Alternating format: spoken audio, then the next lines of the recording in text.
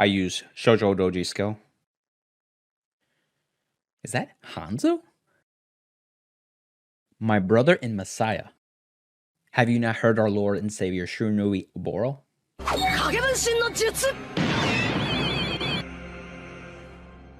Now, my question to you, would you like these clones to be under Mizukaze's effect or not? What's up, amigos? Today we're going to go over Hanzo Premium. This is an updated deck profile that I've done in past years. There has been some helpful cards that we got in this whole year, and it's time to show it off with Hanzo. So let's get right into it. Check out Dueling Guard's deck boxes, playmats, and binders. The great quality products that are anime based. They continually have more anime options becoming available. Use the affiliated link in the description for a 5% discount on your next purchase. So real quickly, we still want to focus on Tatsugare Hanzo, and essentially when this card is in Salt in your Vanguard with Hanzo attacks, this can come out of Salt by retiring a grade 0, and it also becomes a 32k beater. That if it's in the back row, it could also attack from the back row.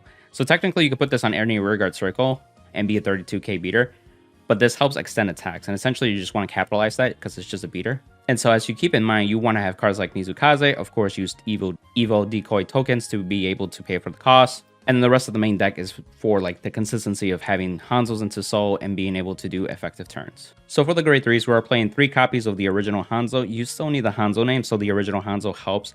Most of the time you won't be really using its skill unless you go first and you feel pretty strongly about it. So its skill is able to retire 2 grade 0s and bounce any cards on your side and your opponent's side if you want to. This lets you reuse on-play skills, such as like Forktail and many others, to really take advantage and also help like consistency of getting like Hanzos into the Soul. Then 4 copies of the Tatsugare Hanzo. This is really, you want to maximize on the copies so you can increase your chances of putting them into the Soul. But like the more you have in Soul, the more attacks you technically have for every strike turn as well. So what's really strong about this is because you have cards like Mizukaze and of course other strides that help reduce the hand size, let's say by Rin, Tsukumorakan, and can put the opponent in a really tight spot. The other hand skill doesn't come up as often, but essentially you can have this during your opponent's turn, write it and then discard 2 cards, but then because you're writing with a protect deck, you'll get a protect 1 marker. You could do protect 2, but typically I just do protect 1. Especially if you expect to like fight like Shiranui matchups. You want to have like a protect marker to be able to pitch for like opposing Rins essentially. But overall, protect 1 is just better for this deck too. Again, the main focus of this card's skill is the Soul skill. So we're playing 1 copy of Forbidden Doll and 2 Mizukaze. So again, Mizukaze helps with the guard restriction. You need to Soul Blast at grade 3. It kind of contradicts the deck sometimes because as you're Soul charging the Hanzos, technically they're grade 3s and you may be tempted to Soul Blast them. Depending on the situation, that could be the best play. You sacrifice an attack potentially that way, but for like a Mizukaze restriction, it's well worth it if it's timed right. The Forbidden Doll is here because 1, you can search for the Mizukaze. You could also revive it in the drop zone in case it ends up in the drop zone. But you could also get copies of the Tatsugare Hanzo, and we have cards that either soul charge from the drop zone or cards like Unen that could actually soul charge it from the field into soul after it boosted essentially. So it's actually worth searching and calling it that way too as well. So you're still plussing 2 cards and also deck thinning 2 cards, which is really nice. On top of the cards such as Forktail, that's going to like keep deck thinning every time you use that card. And then lastly, grade 3 heals. I maxed out on these bad boys because 1, you need to survive early game. 2, this is also stride fodder. And there's a trick, if you so happen to have these in the drop, you can use Forbidden Doll to revive it from the drop and then use cards like Jakumesso, Yamibushiki, to bounce it back to hand as well and be able to use as a G-Guard moving forward too. Onto the grade 2s, we're playing 4 copies of Sengeki. This is one of the newer cards that we got this year. Helps a lot with consistency for the deck. You're able to pitch it when your Vanguard's grade 1 or less, and then grab from the top 5 a grade 2 or less and add it to your hand. So you can get right targets, you can get combo pieces that you still need, so it's just a phenomenal card. And the second skill that's actually nice, whether it be Vanguard or Rearguard, but most of the time you'll be using a Rearguard, is that when it attacks boosted, you can Soul Blast 1 card, and then your opponent, if they have 4 more cards, they discard a card. This is really, really strong when you use the Tsukumorakan turn, on top of having extra Hanzo attacks on top of that. Great right targets for Sengeki to grab is actually the Shoujo Doji grade 2.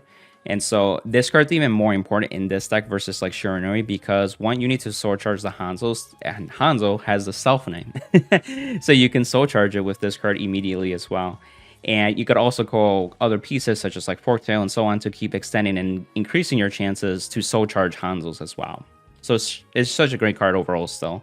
And it's 10k base. Now, not only that we're soul charging the Hanzos, we still need to generate tokens. And so that's why I play the Yamushibuki, because you can generate 2 tokens. It's a beater as well. This is great during Jakumesso turns. It's just perfect for that stride. And also this lets you return combo pieces if you need to as well. This is good early game too, if you really need to push a little bit early on and put your opponent in a corner. For the grade 1s, we're playing 4 copies of Unen. This is really the best ride target that we have. And since we're already playing 4 copies of Segenki, then this card is the ultimate ride target. This helps you like return Hanzo cards that are dead in your hand, put them back as well, and then get something more useful. And again, if you're going second, you can grab a grade 3 hill defensively to be able to survive a lot easier too if needed. You could also grab for Bitodal too, so that way when you pop off even stronger. The rearguard skill is even more important in this deck because again, if you boost one of the Tasogare Hanzos, at the end of the battle that it boosted, it can soul charge it, and then boom, you got it in there. But not only that, you can bounce 2 rearguards, which there's other grade 1s, like this card, that lets you do stuff when it's bounced. Gyo-Gosen. I hope I pronounced that correctly. So the skill when it's bounced from rearguard to your hand, by your card's ability, you can Soul Blast 1 and generate 2 evil decoy tokens. It is really useful. This pairs well with a Jakumesso turn, which I will show off because of timing issues with that card. But also like because you need to generate tokens besides using a counter blast with like the grade 2, so this uses a soul blast. When you keep using cards like Fork Tail and other soul chargers, you are going to have excess soul outside of the grade 3 Hanzos, so it's not horrible where you can soul blast something to do the tokens though. You can play 4 copies too. I was able to reduce it to 3 because essentially once you find one and you bounce it back, you can keep using the same one as well. The other skill is also useful because it's the drop skill. If when your grade 3 Vanguard is placed, you can counterblast 1 and put this card from the drop into your hand, or you can choose a grade 3 from your soul and add it to your hand. And if you did that, then you bind this card from drop essentially. So this card does 2 things. One, it's reusability, so it's easy to use, especially if you get to guard with it. The second thing is against the Mega Colony matchup. It's a pretty uphill battle with this deck because you rely on generating tokens and popping out the Hanzos. You can't not do that under the grade 4 Ghidorah. It locks you out essentially. But because this lets you get grade 3s from your soul, because most of the time you'll be rewriting your Vanguard, so that way your Vanguard stud, and then you can stride as well. But you can recycle your grade 3, so you're continually riding. And especially if you're riding the Hanzos, you'll continually get Protect 1 markers, and you pretty much have a grind game matchup at that point. And you get to the point where you could finish the game at that point too. Especially if you have Hanzos in the soul just waiting to pop out as the finisher. Now for the soul chargers, we're playing 3 Fork Tail and 2 Kage Shika.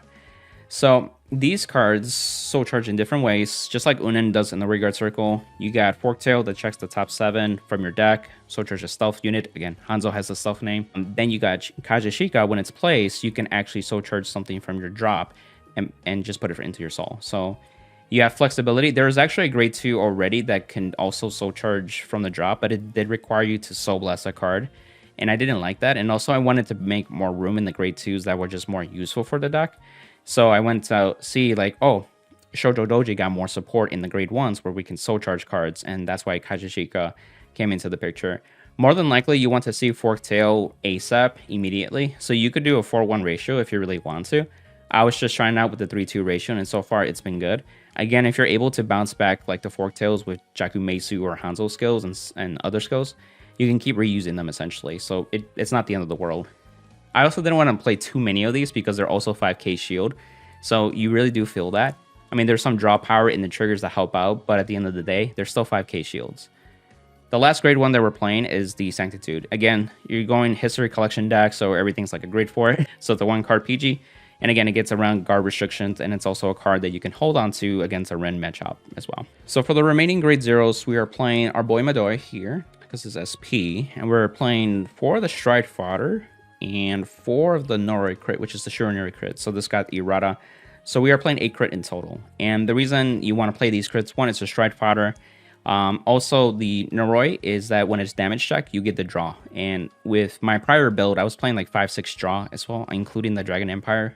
Just to have more draw power, because this deck needs to see combo pieces even more so. You'll realize as you play the deck, you really need a lot of pieces to fall in place to really like do your thing, essentially. So this helps a lot while adding aggression because they're critical triggers. Because the more draw triggers you have, the less crits you have, the less threatening your Vanguard becomes.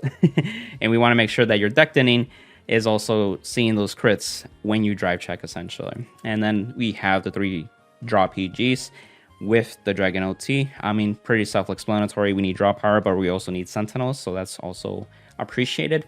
And the Dragon Empire OT is just better than you have a restanding Vanguard as well. There are potential plays too, like if you time this right in restand and you already have popped out the Hanzos, if you have Unen and other cards that like soul charge on call or something, you can actually like soul charge more Hanzos or put them back, and then when the second Vanguard attacks again, you can just pop them out again if you do have a grade 0 to like sacrifice essentially at that point. But more than likely that doesn't come up, but a second Vanguard attack is so appreciated. So real quickly with the Stride Zone, 1 Messiah, so you can get the Ticket Shield. I am playing Gilga because for first Stride, you do need some decent choices. Because we're not Oboro, we're not playing the unhit on Collection Stride. It's just not that great if you go into it normally. So Gilga's better, especially if you have a copy of Vanguard, you need that. But essentially you can get rid of your opponent's board and also like refund your countercharging essentially. And it's just, for the rest of your turns, it's a free Stride. You don't have to pitch for Stride, essentially. So that helps conserve hand as well. However, the cards that you're more than likely going into Stride into is Jakumesso. So on attack, kill 2 grade 0s, bounce everything, draw 2, and then you can call up to 2 cards. And if you do, gets plus crit and 10k. And then, of course, you have on-play skills that can soul charge more cards, like Hanzo's, for later on, too. Keep a note, if you use Forktail to soul charge during the on-place call from Jakumesso and you do hit a Hanzo, that Hanzo misses the timing because it didn't see the Vanguard attack technically. So just a heads up at that point. But it's still great. And again, if you bounce cards like the grade 1, that's where like you can use the grade 2 to generate the initial tokens, sacrifice those for Jakumesso. Then on attack, the Hanzo's going to proc, but if you call them too early, then Jakumesso will actually just bounce them to hand, which is not what you need. So you want to make sure you bounce everything to hand, and the grade 1 calls 2 more tokens. Those are still in the queue to process, and then you sacrifice those tokens to now pop out the Hanzos after you basically called for the Jakumesso effect. So that way you get maximum attacks, and it's just the best situation at that point. We are playing 4 Ren too. If worst comes to worst, you still fall back on Ren. You also have this in your back pocket in case you know it seals the deal. It's a really good card. So you definitely want to play it 4 at least. One playing the original Mukuro. It's just a good mid-game scram, and it doesn't require you to discard a Demon Stealth Shiranui type of card. So this can be any grade 3 summation that you need to. I really wanted to play the new Mukuro D series, but like because we don't play Oboro, it's really hard to get. You can make room with like playing a copy or 2 in your deck, and then also playing like the Stride Fighters that got also the D series, to make that a little more consistent. I felt like at that point you have too much going on with Hanzo because you have cards already trying to make Hanzo work to begin with. So that's why I went with this route at that point. Because otherwise at that point you would just play Shiranui to take advantage of the new one. We are playing 2 copies of Mugen Lore because when your opponent's at 5 damage, boom, everything attacks it. Now, one of the other finishers that Hanzo can take advantage is the Tsukumorakan. So it's heavy 2 CB, makes your opponent reduced to 4 cards in their hand. And again, like I mentioned with the Seigenki grade 2, you can make it to 3 cards, and now they have to guard with only 3 cards. And then if you have Hanzos, that's potentially 4, 5, 6 attacks, 7, if you have like the absurd number of Hanzos in the soul. And at that point, you're going to get through and deal damage. And so if you time it right too, you could probably get through a damage to, depending on the Vanguard, you can get past through 2 triggers that were damage checked too. So Hanzos are going to be 32. And if your opponent's Vanguard is 12k or less, they're still going to hit. And if they can't guard, they can't guard. The only thing that would stop it, of course, is the OT. For the G-Guards, this is the best G-Guard we have. Counterblast gets 5k for every card in your opponent's hand. And if for whatever reason they have 4 or less, you can draw a card. So it's the best G-Guard we have. This is free. And you can get to 30k shield. And then you got the Tsukumorakan, which you can dominate a grade 1 on your opponent's side. This can come up. And it's best to just have it just in case. Going to show off an example Jakumesso play, so that your field can look like this essentially. You want to capitalize on maximizing attacks. This will be first. Then on attack, skill, counterblast 1, bounce something, you could bounce this. Generate the 2 tokens. Vanguard can swing. In this example, we're assuming 2 Hanzos in the soul, so they're in proc in the queue. However, you're going to do Jakumesso first, so pop these, bounce these, Draw 2 cards, call 2 cards. Call these. Grade 1 triggers. Call your 2 tokens. Hanzos are still in effect. Pop them out. Plus 20k each. Gets 10k and a crit, of course. Do your triple drive. Then you can poke with the weak attacks. If you are able to do a Mizukaze, at this point you would have already done it or just executed at this point. You can do this card again to bounce this card that you called as well. Generate 2 more tokens, and it becomes 19 at least, without triggers. Then Hanzo from the back row can attack, and then the second one as well. End the turn. These go back into soul. More tokens for defensiveness. An example of a Tsukumorakan turn, you want to Counter Blast 2. They go down to 4 cards, then attack, skill, Soul Blast 1. They go to 3. This is 17. This can attack, non-attack, Counter Blast 1, bounce. This, skills as well, to get 3 tokens. So you still have the booster here. This will be plus 15 as well. Then your Vanguard can attack, skill of the Hanzos in Soul. Sacrifice these, call them, 20k each. Triple drive, next Hanzo can attack. And at this point, they have no cards left, so they take 2 additional damage in this example. If you have more Hanzos, you can call them as well. And that's the deck profile, amigos. I hope you enjoyed it. Hanzo's a really fun deck. To be honest, in the metagame, I would still pick Shiranui, and I still in the middle of experimenting with the Shiranui Crest as well in Premium. But if you just wanted to play something different, I would definitely recommend Hanzo. It's a lot more fun. It's just different at that point. As you can see, the deck has its shortcomings because it has to play cards that help like soul charge and create tokens. It's very dependent on that. And of course, like if you're dealing against like Mega Colony and other matchups that like hurt you as well, it just is harder at that point too. Also, if the like disruptive can kill, like disruptive phase can also kill your Tasagare Hanzos. And instead of going back into the soul for the next turn, now you got to get them back into soul. And that's where like Kaji Chika helps even more in those matchups because you can soul charge from the drop zone. Let me know your thoughts in the comments. If you guys have been updating it as well, what are some cool tips and tricks that you want to share as well? Open to feedback as well. Remember, just tweak to your preference at that point too. If you want to improve in the clan or still prep for BCS, I offer one-on-one coaching. Check out my MetaFight info. I'm just happy to help out where I can. Also use the affiliate links such as TCG Player, Trading Card Mint, 50 Card Shop, and Card Trader Zero for singles.